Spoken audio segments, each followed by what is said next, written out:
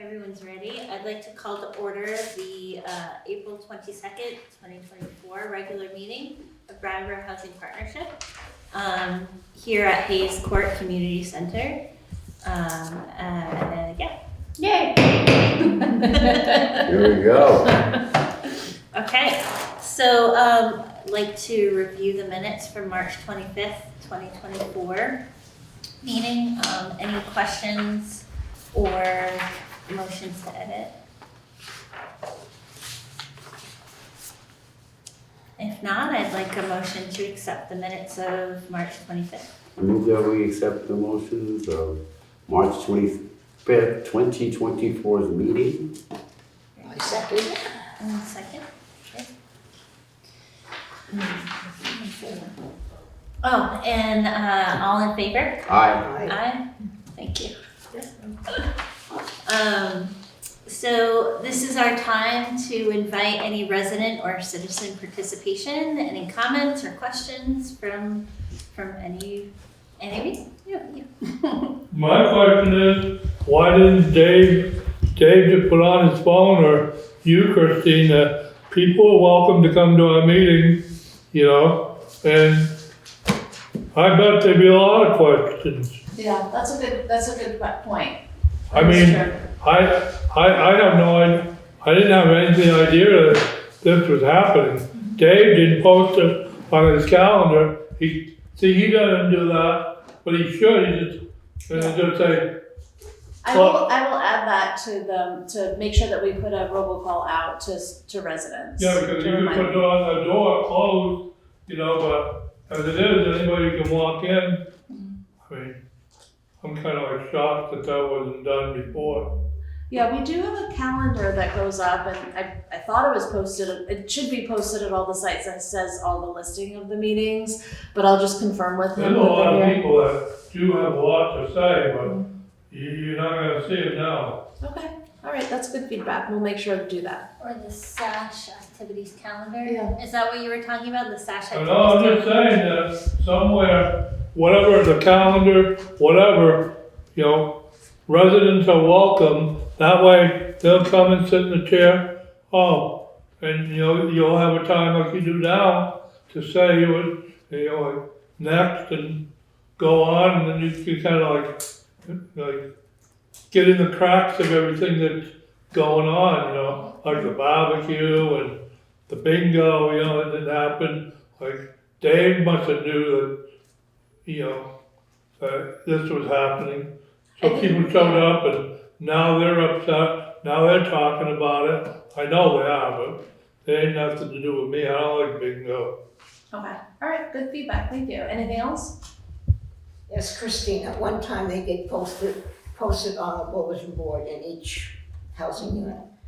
I remember a few years, so they posted it so that you had the schedule so you would know what days they were going to be in your development. Okay, I'll make sure that they're posted. Thank you. No, I can't think of anything. My apartment passed inspection. I'm all good. And so Okay, great. I'm happy it's here. You got a nice TV now that they took the other one out and they put this one in here. And they come in and watch TV, and there should be. I'd be surprised there's not more people that want to watch that thing. I had to tell Shauna that I need to get the remote for that TV, and she had it. And I tell people all the time, you have a Comcast, you don't have Comcast on that, but you get like a local, and there's no chart showing you, I've tried to make a chart, but the chart took it down. But it goes on to a Samsung TV, and you get like 500 channels on that TV. You can watch anything. You can watch kids shows, music, anything. I'm surprised people aren't in here, watching what they want, but they don't. And if you missed any of our meetings, you can go on VCTV. No, I don't go into settings. I don't mess up with it. Oh, that's just a channel, BCTV, that's the. Well, yeah, well, I never seen that on there, but I probably see it. 500 channels on that. Great, okay, good, thank you.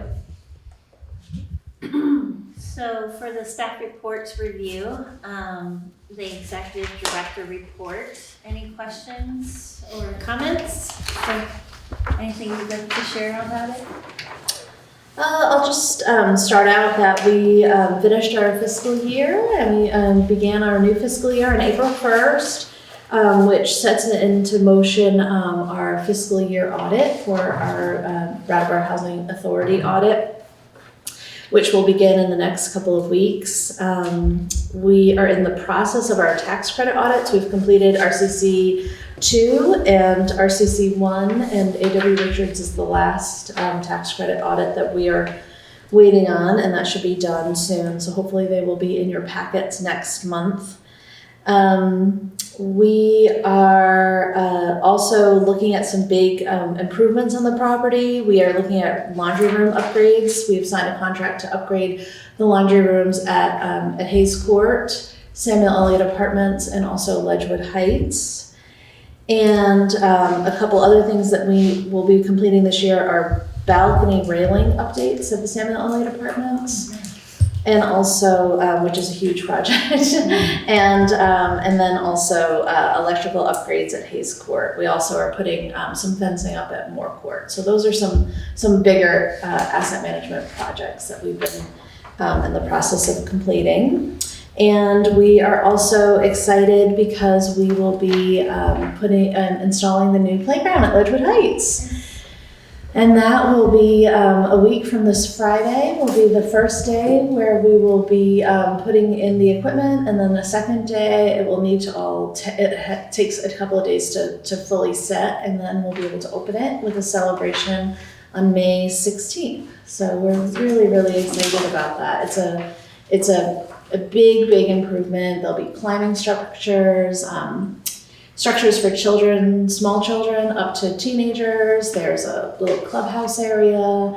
We built a pavilion, and so really big improvement to that property. So we're excited about that. So if any board members would like to be part of the installation day, you're welcome to come by either that Friday or Saturday. But outside of that, we're looking for volunteers to sign up with BHP because we have to have a set number of volunteers for building putting the actual equipment together. So it's all made, like, they put sand down, or do they put, or wood chips, or what? At the end, there'll be wood chips, yeah, at the And end. then made, like, pretty safely, like a rectus that they just put together. Yeah, it's a little bit more complicated than that because they're industrial playground equipment. They're not like the kind you'd see in a backyard. Yeah. And so they have to be grounded with cement, and there was a lot of preparatory work that needed to be done that was done prior to that. So the company who we bought the equipment from, they're a professional playground equipment company. They come out and help with the installation, and then we'll have our maintenance team as well there to help. So now with this, or how are you advertising? Is it to anyone in the Ledgewood complex can also jump in, so we or sent it, community? we gave it out to residents Okay. to prioritize residents volunteering, Okay, the board member volunteering, and we've reached out to one organization for volunteers. We need 15 at a time. 15 people at a time, and we have some staff that are part of that 15. So we're not looking for a huge amount. okay. Or we need, I think they're looking for 7 at each time slot. Also shifts, basically? Yeah. Okay. Half the day for one team and half the day for the other. And if we have any additional work, we'll be open for volunteers on Saturday. Okay. I think the fear is they don't want too many, so we want to prioritize our residents Right. being able to volunteer. Involvement, yeah. And then, but we need enough, but not too many. Yeah. And that means a lot too when you have, the people there in that community getting involved because they feel that, not just that ownership, but they feel like being a part of building that community too, because it means a lot. Yeah, of You know. course. Yeah, and the kids were instrumental in the design of the playground, so that's really exciting for them too. So the neighborhood kids all around, right? the streets over and around, they'll go all like, Yeah, that inclusiveness with them too, it says a lot. You know, they see the kids and they do a lot, and I can tell you BHP does have a lot of that inclusiveness with the community and with the people, the tenants in all the buildings. And people just come around and they just, it's amazing how they collaborate together and do these things like we did with the banners. That was great, when they did that. Well, I guess the one question here, I see that thing with the BHP submitted 1.3 million to Senator Sanders. I guess how soon, will we know anything after they have their? It'll be probably some time. Gotcha. I think if we hear back and they ask for additional information, then we'll know that we're at least in the running. But this is for the next round of congressional funding. So the disbursement for this current round, I don't believe has been dispersed yet. So we would be looking for the next fiscal round. Gotcha. And another thing on that, flood litigation, 2 weeks ago, Friday, the road, George Miller Drive was closed, but the water was taken care of, it didn't go up over the road to Melrose, so it's still working. What was it working? Two weeks ago, Friday, when it was flooded, the George Miller Drive, they closed it. Yes. And it worked because it didn't go any further. So Yeah. I had to come up that day. Surprising what that brook can do. It is. It's amazing. Yeah. So it's still working. And I see, was it May 16th? Is the celebration day, it's the ribbon cutting.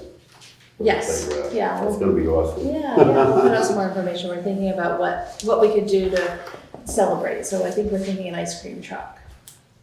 Now, that's not on Mother's Day, is it? No, Mother's Day's the No, it's a 10th. Thursday. Okay. Also glad to see that you hired Linda Jeffries. Yeah, that's very exciting. Yes, new SASH coordinator for the Red Clover Commons 1 and 2 in the community. So she started a few weeks ago and she's just acclimating really well. There's a big training process for the SASH coordinators, and so lots and lots of training, but she's getting through it. So we're really excited to have her. Any other questions or comments about the executive director's report? I guess one last question, I feel like Columbo. One thing. Now, with a lot of these housing, they're doing some housing thing, I guess one's at the library, I don't know if I sent you that. Are we involved with that, with the other organizations that are gonna be there on the 24th? For the Well, they're having something at the library, I seen it in the comments about, Mike P-Check is coming back Yeah. with a group. So I didn't know if that's something, because I seen other groundworks, Wednesday night, and I mentioned, I said, I don't know if we were a part of that also, in that conversation at the library as well. I don't know. It could be that, I don't know if it was part of the housing coalition or if it was specifically around housing people who are experiencing homelessness. I'm not sure. Yeah, it was a bit of both. Okay. It was a rather extensive, informational, as well as basically explaining what's coming down the pipeline also, as far as housing, what plans, what are they doing as far as shelter care and all that. I just didn't know if that's something that we might consider to be a part of or be involved to gather information. Yeah, I'd have to look and see what it was. If it's specifically around, I'd have to look and see what Okay. it is. Yeah, it is as Thursday. It's on the 24th, I had, and I can email that to you. And I don't know if you want to, it's in the comments. It's open to the public. Yeah, it's open to the public as well. Like Yeah, Clover I- is gonna be there Okay. presenting. Okay. So that's an educational session for the public. Okay. I was not. I might have seen the invite. I'm not entirely sure, but it might not have been. I'm not here this week at the end of the week, so it could have been that I just was like, I'm not. If somebody had asked earlier, I probably would have said that I wasn't available at that point.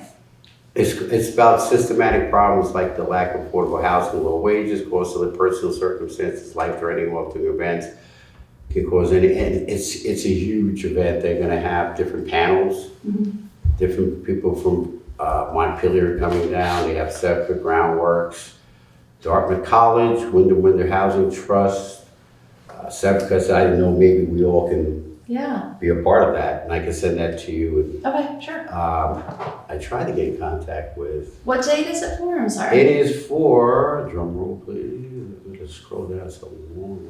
And I can give you Kate O'Connor's number too, because she's the one delegating that, I believe. That is for April 24th, Wednesday at 6:30 p.m. And it's gonna be live stream on YouTube, Facebook, via Brattleboro Community Television, if I'm not mistaken. Portions of the con will be adapted for publication in the newspaper, in the Voices section. So yeah, this is a huge event for Voices live forum that will take place in person. So yeah, this would be something good. I've been going to a lot of the houses. I went to the one with Becca Ballard that she had, which was interesting. Yeah, I did attend that, her Oh, big yeah, housing it was one, and she had asked interesting. to be on a panel. So if you want to send me the link, I'm happy to look at it. I'm not entirely sure.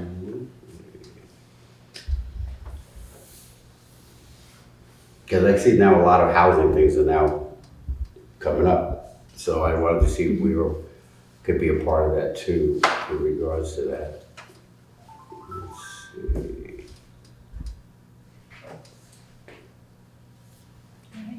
Is it hazard? I can't remember. Is it okay if we move on to the property review and property management report? Absolutely. Great. Do we need to approve this or no? No. Any questions or comments? I had a question. So for Red Clover Commons having 8 vacancies and over 80 applicants with minimal response, is that from Vermont Housing or minimal response from those applicants? So it's from those applicants. So we had reached out to Vermont State Housing Authority because they hold the wait list. We had been pulling 20 applications at a time to send them out, and we were getting very minimal results. So we did 4 rounds of 20 applicants. These applications are from 2020, so we're looking at people that applied 4 years ago. Okay. And so we pulled those. So normally what we do with our wait list is we purge our wait list. So like we do, if we're finding that we're getting minimal results and we're looking at the housing list is a few years back, then what we'll do is we'll do a purge. Basically, what that means is we need to send all of the applicants on the list basically a letter saying, are you still interested in being on this list? And they either say yes or no. And then if we don't get a response, we have to send it to again, and then we have to send it to their next contact. And we do this process. It's a lot of work to do that. But what ends up happening is then we can really take some people off the list and get closer to the time where we have people who are it might be 2023 instead of 2020. We don't have the ability to purge their list. We're sort of purging it by process because we're going through it ourselves. But we did reach out to Vermont State Housing. They have a new software company to manage all of their applications. And so I did reach out to them to talk to them a little bit about it. And they are in the process of looking at purging that list and taking some people off the list. Jen, I think, also had been in contact with them. Jen's the person who was pulling these applicants. And she had sort of said that when they merged into that software, there may be some that she had already told them shouldn't be on the list that should be taken off the list. And so we have worked through that process. I can't remember if it was before or after Courtney submitted this, but they are in the process of doing that. So we're hopeful that they can purge that list. We've had a lot of vacancies in that building, primarily because we've had a lot of deaths at the building and also people moving to higher level of care. It was the oldest population we had out of all of our portfolio. And so we've seen a lot of people pass away, unfortunately. So a lot of big vacancies. But because we don't actively manage that list, it makes it a little trickier. So we are working with Vermont State Housing, and they have been helpful with working with us. So we're hopeful that we can get a little closer to the year. Yeah. Great, thanks for explaining Yeah, that. you're welcome. Any other questions or comments?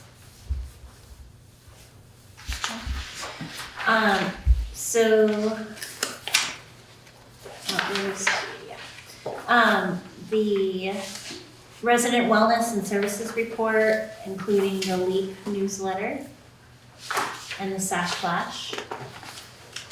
Any questions or comments?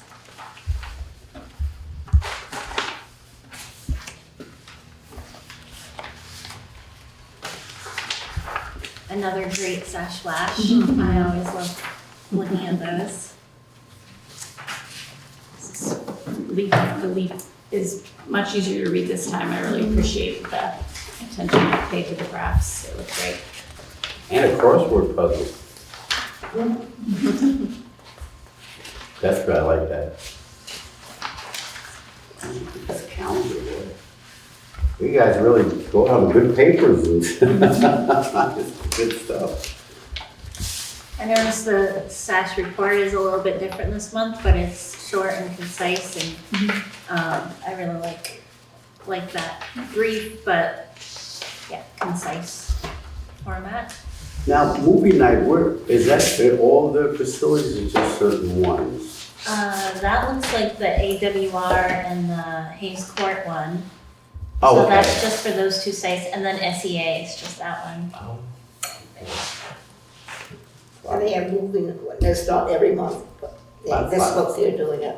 A lot of bingo. That Bingo, doesn't work out very well here. bingo every week. Only 2 people showed up. To the movie. One, that lady that had gray hair, she came, I came. Dave cooked popcorn, had soda, but nobody was available for the movie night, set up the equipment, and so never happened.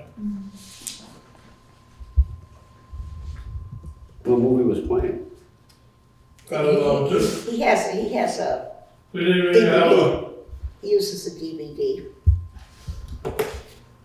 we would have rather not show up or something like that. And they had it.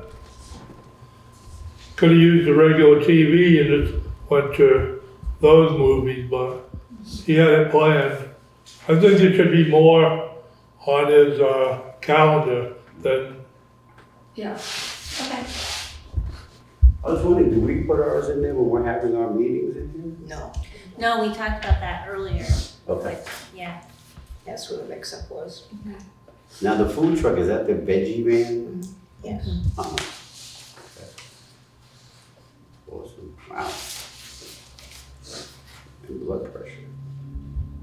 Now, these clubs and groups meeting, those are what, this clubs that the community puts together? Like they want to come together and they want to do macrame, I don't know, crochet, they come together. It's not like a Rotary Club. Just in those housing sites. What, Yeah. what Dave in particular, that's here and at SEA, he had a meeting with the residents. And there was a list of clubs, book club, walking club, and they were up for suggestions. And a number of people were there that hardly ever leave their apartments, and they had some very good suggestions. They had like a needlework, that's something, they had book clubs and cooking. So they haven't done anything with it, but there was a general meeting, and I think there's going to be one up here, that they want to get certain clubs to get people together. They're really trying to get the community together. And everybody has different likes. I wouldn't be with needlework, but I would be with something else. So everybody has a choice as to what they want to attend. Oh, okay. So I know they're working on it with Hayes and with Samuel, because Dave's at, but I would think that maybe the other units would be doing the same thing. That's great. Yeah. Thank you. And that's good questions to ask for our viewers so they know basically what, we do Yeah. in these programs for people, housing and aging, that people that are moving up here, they know that these type of availabilities for these type of things and stuff that we do with SASH, they get a better understanding. It's like, not many housings do this.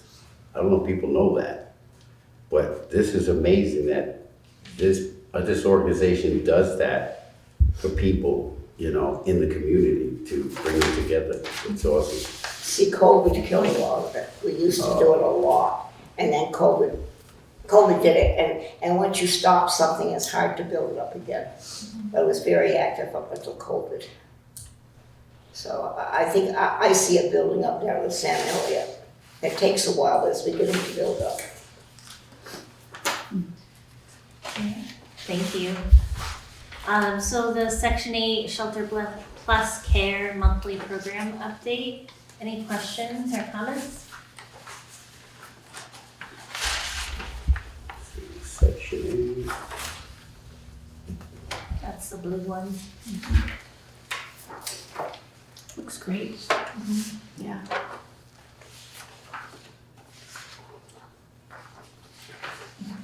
All right. Now the financial review. The February 2024 comparable. Any questions or comments? I just had a question about the legal costs. I know we've been talking about that for months and months, but I wondered, and maybe you've explored already, if there's any sort of relief available, any sort of, and because we are a public housing partnership, is there any, it's just, it seems there might be something available to either pay for legal costs or to pay for the legal costs, or that the legal costs themselves, maybe they wouldn't be charging us as much as they might charge someone else because of our status, or yeah, I think it's the large amount of legal cases that we have. So for instance, I've been doing some analysis of the actual legal costs, and over the past few years, I actually brought some information with me.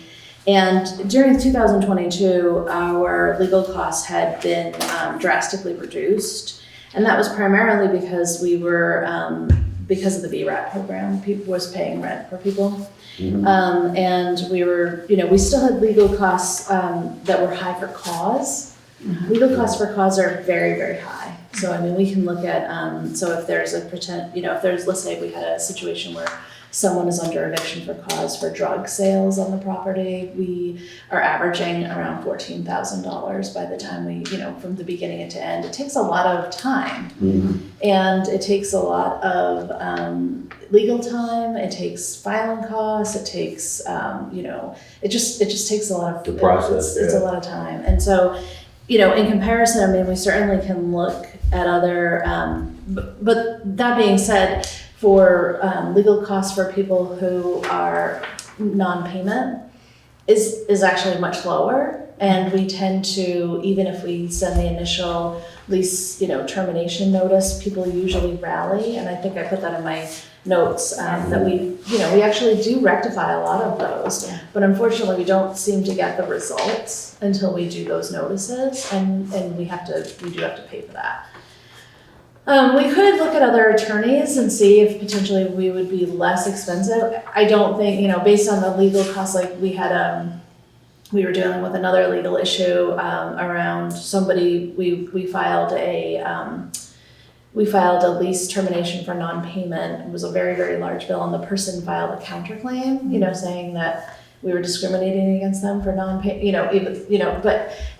even though even though that might not be valid, we still have to get representation for that. And so that was very, very expensive.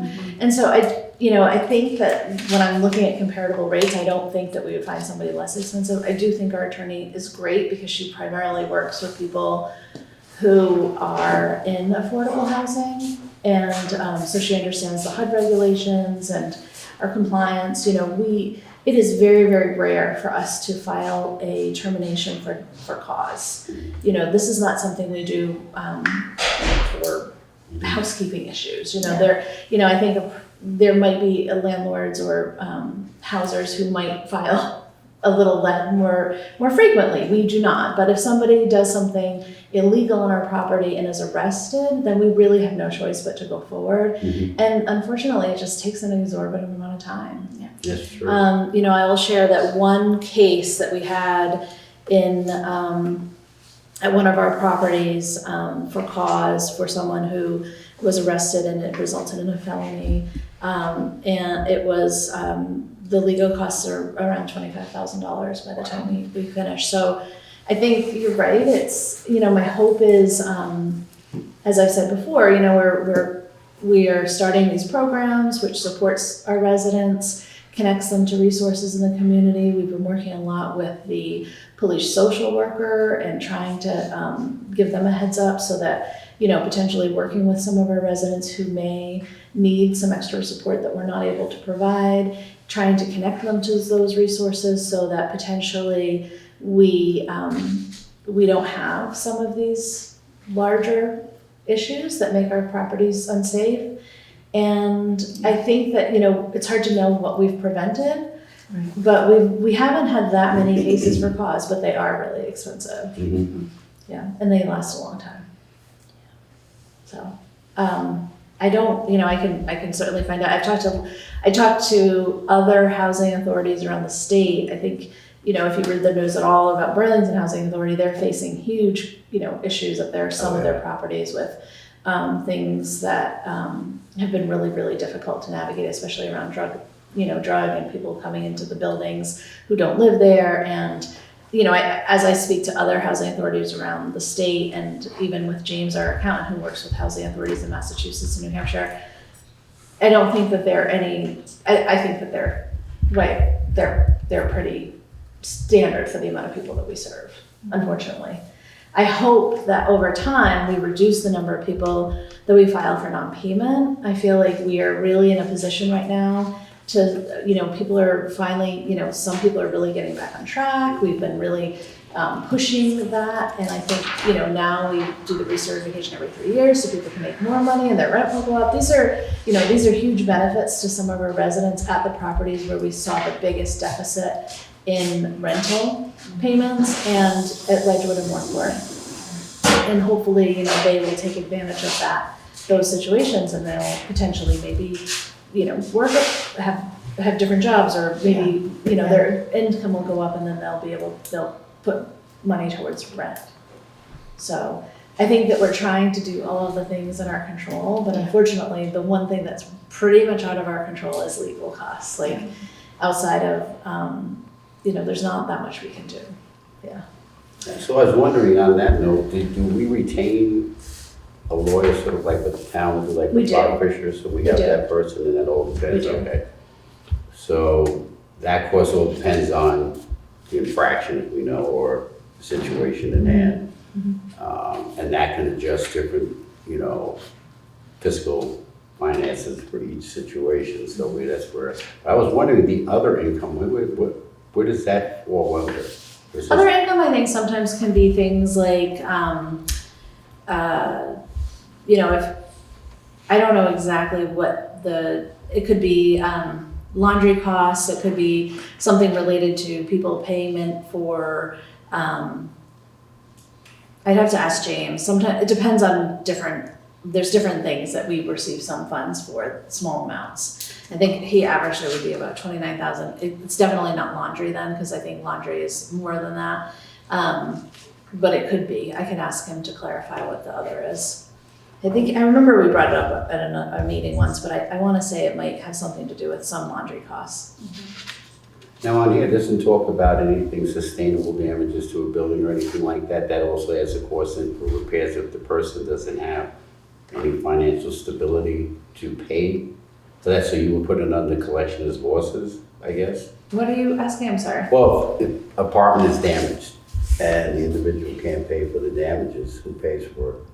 Well, we pay for the damages. So what would that would fall under what, collection of losses, or what would that fall under? I think collection of losses tends to be when people move out and they don't pay, like they have a huge balance. We might have somebody who moves out with a $12,000 balance, and then that's where those collection of losses end up. Okay, so I've just tried, I guess I'm trying to figure out what purview would that fall under if apartment is severely damaged, or what the extent, where's the amount that would be for that?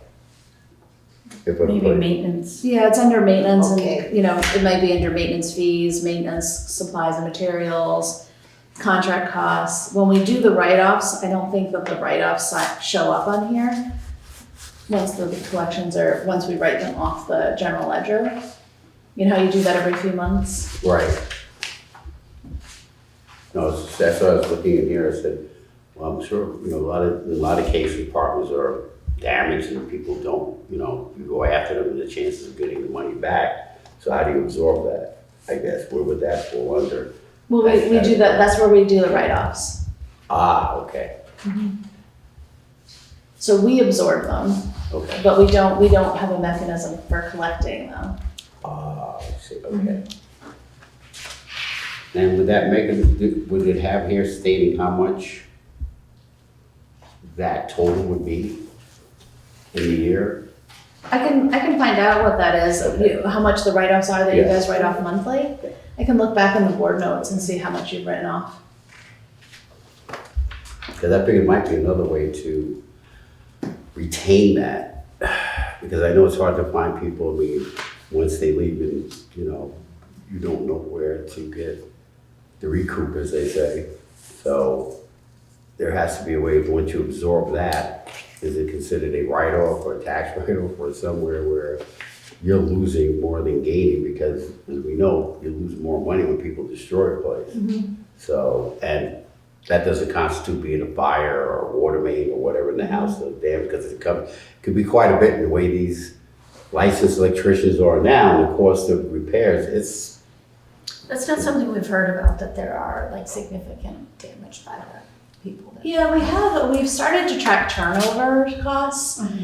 We weren't tracking them separately. We were lumping them into maintenance and we were lumping them under the ordinary maintenance. And so we've recently asked to just track turnover costs, because we wanted to see, we've had some large turnover. So like, for instance, we had a couple people move, transfer apartments at Moore Court. They had lived there for over 20 years. Because they had been there for more than 20 years, we hadn't been able to really get in there and do these substantial changes. So that's not, that's gonna end up looking like a loss to us, but that's not gonna cost them anything. right. So it's, so those turnover costs, we've started to track, just because the numbers have gotten much bigger. Yeah, as people have moved out. So Yeah, we'll be able to, I think we didn't section them out. You would see, like, if you look at the property costs and you look at the property, you can identify how much, like at Hayes Court, what the maintenance fees are, and at these other places. So what you're asking for, Gary, is specifically around turnover costs?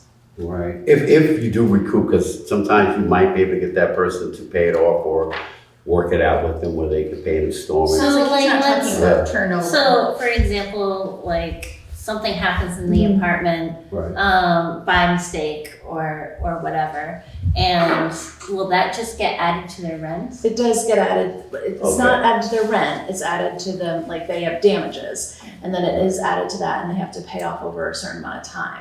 We can't evict somebody for that. Right. Yeah. Right. Yep, That's why I not- said I wanted to see lost gain, if you got that back, because there's a mechanism for that, so you'll know, analytically how much you're making and losing when it comes to that financially as well too. Yeah, I think that the only way we've tracked it is through when you've done the write-offs. Like those stay, we know, let's say the last time you did write-offs, I don't remember how much it was a lot. We know that amount of money is a debt that is owed to the housing authority. However, Right. we don't have a mechanism for recouping that. Okay. I think it would cost us more to try to get the money from somebody than we would ever recoup. Or have Especially because a lot of the people who are collection moving agency, out Right. Have very low income, or they're being evicted because they couldn't pay their rent. Right. I mean, like you said, in some cases, you can work with the tenant and recoup it, if you build it in with. Yeah, we've had people damage their Yeah. apartments, like they flooded their apartments accidentally, and Right. they've paid it back over time. Or can they hire their own? No. Okay, so that's why I said, there's Yeah, some we places can't- that, we can't have- well, if you hire your own, you pay, because No, we some can't of do them that. do, okay, Yeah, we can't. gotcha. Yeah. So there has to be a way Yeah. to follow that. See, the biggest expense is if somebody's evicted and they literally trash the place. And there's no way that you're going to get that money back from them. Right. So there Yeah, are it'll be cases. added to the total amount. I mean, people will move out and their legal costs and the rent owed will be added, we'll have that, a record that they owed, $20,000 to the housing authority, but there isn't a way of recouping that. Right, and that follows them. It does follow them, unfortunately, yeah. All right, so check signing assignments, we have May, I have May, and then June, you have I have June. So do we need to assign July, or I know Sure. we'll have a new board member hopefully by then. Yeah, let's do July anyway, because even if we have that person, they'll still have to get set up at the bank and. I haven't done it in a while, should be me Or would you probably. like July? Yeah. Okay. And I might as well do August Okay. since we're going right along. Then we hit the reset button. Great, thanks. That gives us a little bit of time for the new Right. person. Great. So projects in progress. Melrose Terrace redevelopment. Any updates or questions about that? We are meeting this week. I believe, Michelle, are you gonna Yeah, I'll attend be as well? able to. Okay. So we have a draft, we received a draft redevelopment feasibility report, so we'll be reviewing that. I printed a copy for you, Michelle. So you can have that, and we'll be reviewing that this week. And then we will be, hopefully, have something to report to you from next month. Awesome. And the SASH for All pilot project? So that is, we are really, we had worked really hard to, so I think I reported to you all that we had received, so we're partnering with Cathedral Square, they're the grant holder for the SASH for All program, and we're piloting the project with Wyndham Windsor Housing Trust. We had received $150,000 per year for the pilot program, and we had been working very, very hard to present to the Vermont legislator to get into the budget $300,000 to continue the pilot this year. And we just found out today that it did not make it into the budget after lots and lots and lots and lots of work and testimony and reaching out and all of the pieces. And so we have a emergency meeting tomorrow with Cathedral Square and Wyndham Windsor to talk about what we're going to do for next steps to try to figure out how to make up that gap for the next year to continue the pilot project for one more year. So it was really, really disappointing. I know that the legislators had a lot, we have less money right now than we did previously due to the ARPA funds and the all of the money related to the pandemic. And I know that there had been some other big things on the legislature around reform around some other pieces. So, and I do know that a lot of money is going into flood mitigation.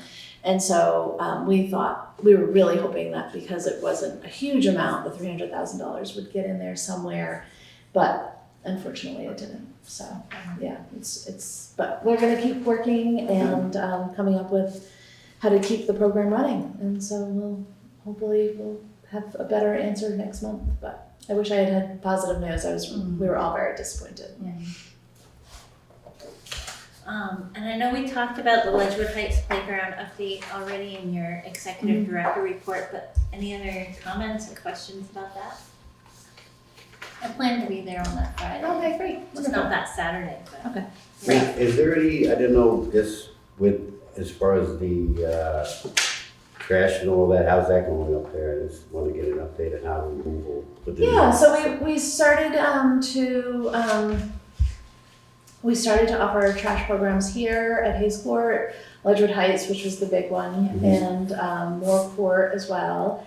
And so far they're all going really well. I think there still needs to be some education around how to put the trash into the, I think sometimes people throw it over the side and it makes a huge mess. And so getting, opening, going in and actually putting it into the dumpster. So we're gonna be doing some more education around that. And, the maintenance really would like to see another site on the property for another dumpster, because that main area is really where most of it ends up.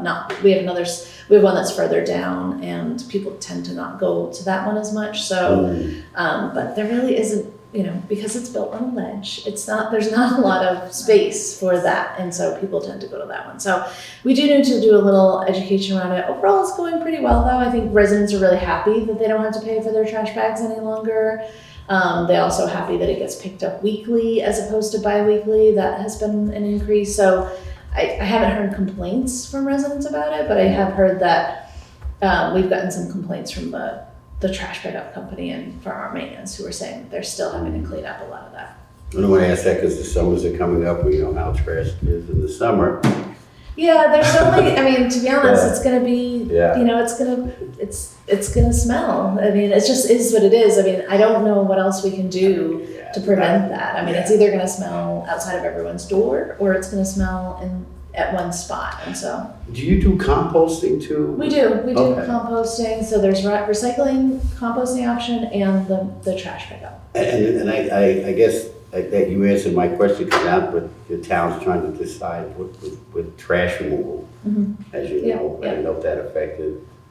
That's not gonna affect us. 'Cause Right, we have a that's what contract you with answered the that trash. question good, because I said now they gotta figure out that's. It might affect us because part of our pilot, we technically will have, the town does pay for a step trash pickup. Yeah. And we decided to, the board decided to move away from that and pay to have the trash pickup. If there's a new plan that seems like it's a better option, then maybe we'll go back to having under the town. I don't know. I think I'm gonna wait and see Yeah. what the town decision is before we change anything. But right now we have contracts to pick up. Yeah, I think they had properties. just one option with that one trash removal company. Who knows if any else is gonna come in and throw a bid in? If not, then we'll stick to what works. If I may say, the trash here in the back, the trash cans that are there, I don't know what happened in the apartment, but the bucket that it's for the recycling, so basically, when there's not enough room, there was like 4 more buckets that were loose outside the bucket that were there. And basically, according to the bags they gotta use, I don't hear no more real complaints. Well, I ain't buying bags. And another issue is the compost. It's like they give them the buckets, and then I don't know where they clean them, but after they come and pick them up, they don't get picked up or taken off to the side of the road where they should be, somehow addressed to come get their compost bucket and put it back, clean it, but otherwise they just sit there.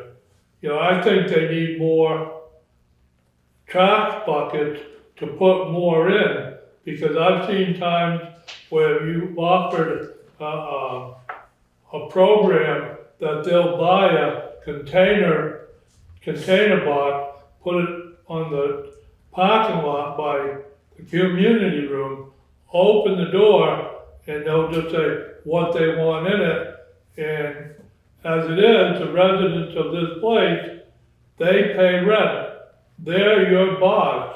They're gonna put what they want, and they did. They put vacuums, TVs, furniture. It was like 50-50 on what went in there. But I think that your main concern was, and I had no dealing with it, is you did the right thing by making the trash bags anything that goes. I don't know how it gets handled after here.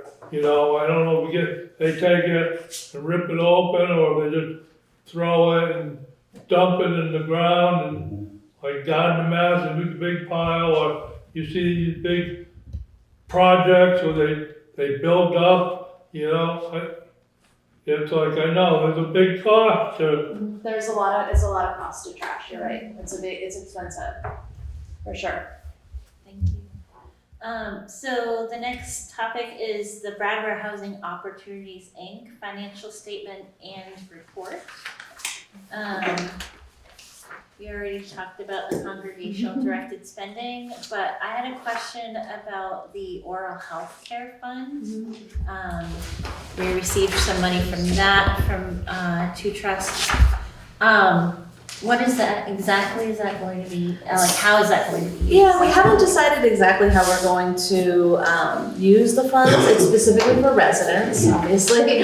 And so it would be potentially a referral to the SASH program, or maybe it's a SASH identified, or maybe people apply. It's not, as you can tell, it's $10,000 isn't a lot when it comes to dental health for over 300 of our residents, more than 300, 450 people. So I think it's figuring out, right now, because we received the funds, we're in the process of looking at how we want to disperse it and what would be equitable in terms of how we would use it. So it's not specifically like dental health programming, like for like a dental health clinician It's to not, come, but it's not, like no, it's to pay SASH for people, residents to apply for it. it's for people to apply for bills that maybe they can't pay.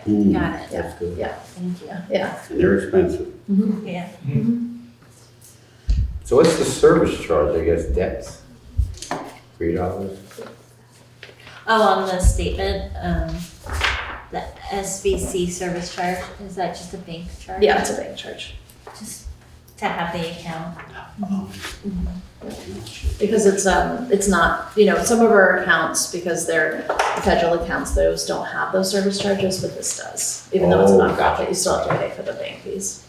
What do you have? See, you got some good donations Yeah, here. great work by Jeanette. Yeah, I know, she's done a Wow. great job. A lot of work there. It's wonderful. That is awesome. Any new members yet? No, we've actually put it on hold for right now, just because we're really I'm trying to focus my energy more on this board Yeah. than the BHOI. So we'll circle back once we have a person, and hopefully maybe that person will want to be part of this. So we'll see. But we're sort of in terms of bandwidth, that has to, and we're putting a lot of energy into the playground suite. So we're just sort of like gonna wait a little bit. We just have a lot going on. Makes Like that. sense. Yep. Thank you. Any other questions or comments? Keep up the good work. Thanks. So, board vacancy update for board business? Yeah, we've had a few people apply, and Alicia and I are slowly working with them to do briefings. So we've met with 2 applicants so far. We have a third that we're trying to schedule, and I believe there's 1 more person. So I think at the end, so far we have 4. And I know the town has actively posted it at this point. So hopefully we'll be getting it onto the. I think I was told by the town manager's assistant that it will be in June. So Great. Now, I guess I always wanted to ask, how many members, as they say, 5. town meeting? You're up to, okay. Yeah. Because you have to have a set odd number, not even, okay. yeah. Because quorum is 4, right? You don't do alternates, right? Well, quorum would be 3. 3, sorry, 3. Oh, yeah, Sorry, 3, yeah, 3. So if we only have 4 here, then quorum would be, that makes it hard if 2 were, so we wouldn't be able to do that, but. So alternates have never been a suggestion at one point, if the person's out sick leave and there's an alternate like they do in other. We don't, it's really interesting. We went through all of this when Byron was here, and we did a lot of research around this. This board, the housing authorities, is just it's a set thing. There's a 5-person board, and that is the way it is. And you look at Keene Housing, and they have a 5-person board, and they're a much bigger organization than we are. And so some of these big housing authorities, they have a 5-person board. They might have subcommittees, but that's why these roles are really, really important. We want to make sure that we get people who are able to really Commit. commit to that. So. Great. Yeah. Any other questions? I guess I wanted to say our heartfelt prayers out there to Yeah. Stookey's family. And we're here for you if you need us to support. We wish you all, anything else that you might need, we're here for you, and our hearts and love go out to you all.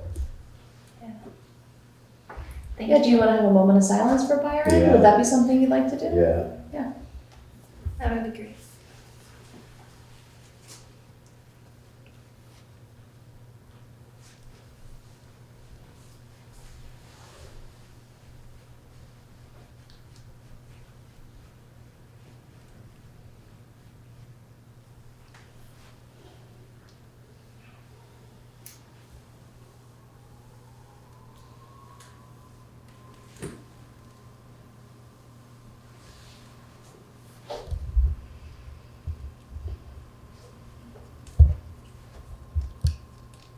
And I guess I could say something brief that I learned a lot from him getting on the board, a lot from what he said, the history of how it all began and everything, and listening and learning from his tutelage. And yeah, I think that's what I'm gonna take with me and remember a lot about with him. Yeah, he was wonderful. He was great to have on the board, and he was such a strong advocate for housing and housing people who do not have housing. Yeah. I mean, wow, I looked at, from what he's accomplished, what he did when they had his obituary, it's like, wow, he did so much, not just here, but in New York and other places with housing, with people. I mean, to do this, the time he took in his life just to be humanitarian, and that says a lot, and to take that and carry it with us, and that torch to carry it on, and continue doing it, it means a lot, it does. Yeah, absolutely. Thank you, Mary, for bringing that up. Another sad moment today that happened. Carol's cat that lives over in the other building had passed away today. It was a nice cat, followed her around, and I guess she's doing all right, because I see her out walking around. So, that's it. So we have a potential motion. So we're hoping to change the board schedule around a little bit for next month. We were hoping to meet at Ledgewood Heights next month instead of the following, so that we could see the playground and, Yes. and do that, and then change our Red Clover Commons meeting to the following month. Absolutely. So May I have a motion to move the May 20th, 2024 Brattleboro Housing Authority Board of Commissioners meeting to Ledgewood Heights to view playground and receive feedback from residents, and move the June 24th, 2024 meeting to Red Clover Commons. I so move it. Second? Second. All in favor? Aye. And may I have a motion to adjourn? I motion that we adjourn. Enjoy the rest of your day. Beautiful weather. I'll second it. Second? All in favor? Aye. Hopefully,